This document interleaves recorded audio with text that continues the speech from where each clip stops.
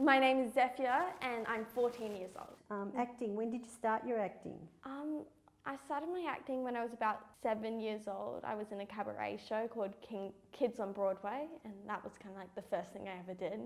At the moment I'm attending 16th Street Actors Studio, which I love. Before that, I think it must have been 2016, I was in Evita the musical. I was in Camp Rock the musical in the same year, but I haven't had anything very recently. Where were these things? I just moved from Sydney, so they were all in Sydney. So Evita was at the Concourse Theatre, which is a big theatre in Chatswood in Sydney.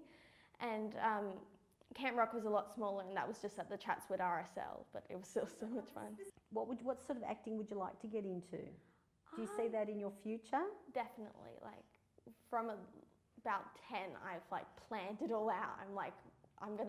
I'd kind of overall want to do musical theatre and stage acting. But I also love screen acting as well, so I kind of want to get best of both worlds and do both. Filmmaking? Yes. When did you start that? Only in year 7. So my school in Sydney, they had a film festival and I ended up winning my age category, and that just kind of sparked it. I was shortlisted for Tropfest Junior and I won the same film festival again next year, and I just love it.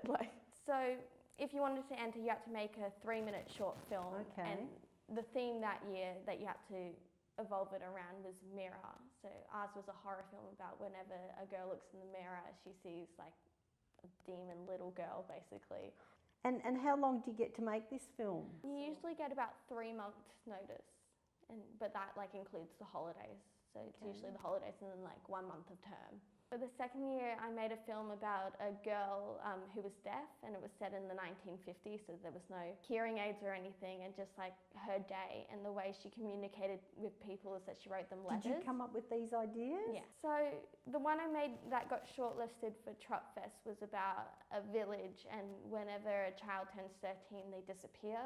So it centres around this village that's made of only children. Maybe have your own YouTube channel and put them up on. Actually. Oh, tell us what it is. It's called Xanadu Films. This is my trophy I won the first year I did it. So it was 2016, and it's the best film in year 7 and 8. We have the film night, so there was a red carpet and stuff, and they present them at the end of the night. Yeah. So it was like a little Academy Award. Yeah. Yes, debating. When did you start that? I started in about year 3 of primary school, and it started out of a thing.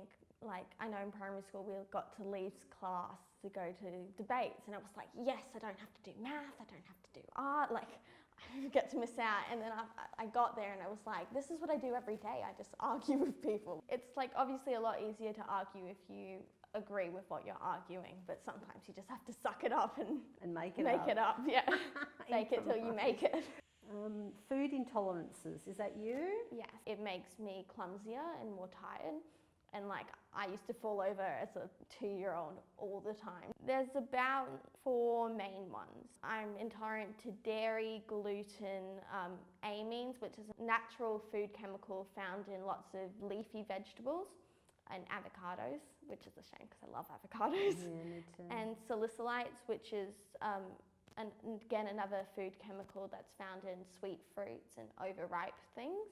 And then I have 2 ones that I'm only mildly intolerant to, which are soy and glutamites. So glutamites is pretty much only found in chicken salt, so it's easy to avoid.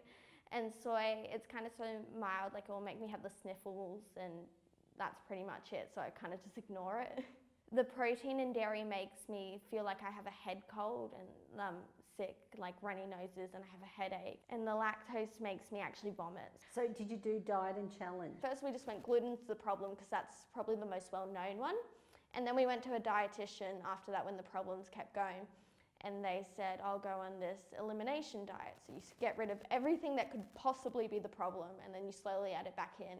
So it must have been a very big relief to you to work out what was wrong. Yeah, definitely for a while, but then after that, I'm a massive foodie, so I just kind of got a bit fed up, and I was like, I can't, like I just want to eat Did it. you feel deprived? Yeah, but it was really hard before to focus for long periods of time. Like I'd get really tired and my eyes would hurt, and now I can I'm much more engaged. Oh, my message to young people would probably be just like push through, like no matter what's happening, just push through, and there's always like a light at the end, and you'll get there one day. My name is Jessie and I am 17 years old. When did you start writing? I really got into it again after one of my friends in year 7 started writing, and I just kept writing ever since then. And whenever I feel inspired, I'll write something. It's usually just short stories or poems or song lyrics. I find a lot of the things I write are kind of dark. They might revolve around mental illness or a character dying. I think I find some of the things I have read, admittedly they're not professionally published, but people seem to kind of glorify mental illness and suicide, and they do this whole thing where they go, oh, well, I'm really depressed, and then they meet someone, and then suddenly it's completely fixed, and they don't always talk about how there's a whole process there, and even if someone can help you through it, it's not always going to be like a quick fix. And then they use suicide as like a plot point to get two characters together, and I think that's just kind of messed up. I really like drawing. For the majority of my life, it has been pencil and then fine liner for the outline. But recently I've moved to digital drawing. So I'll draw it on the iPad. We got an app and I have a stylus. And What app do you use for that? It's called Art Rage.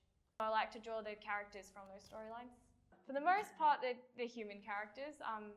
But I do have one story where there's a character who's like a hybrid between a vampire and a ghost.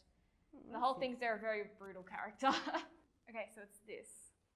I made this last year, and so it's got like landscapes that I've seen in dreams. So with this, there's the ocean and the sky on this side.